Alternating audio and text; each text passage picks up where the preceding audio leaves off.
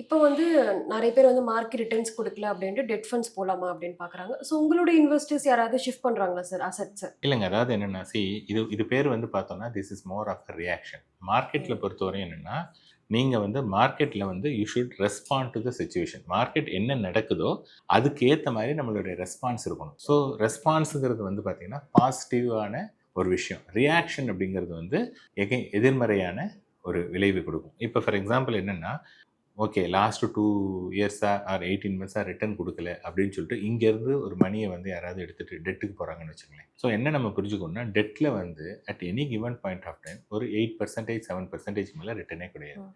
So இங்கேருந்து money எடுக்கும்போது அவங்க already they are booking a loss or loss இல்லைனாலும் லாஸ்ட் 2 இயர்ஸ் ஆஃப்னா காம்பவுண்டிங் மிஸ் பண்ணிட்டாங்க. மிஸ் பண்ணிட்டு அடுத்த அசெட்ல மூவ் பண்றாங்க. அந்த அசெட் வந்து potential to deliver only 8% for the next 3 years.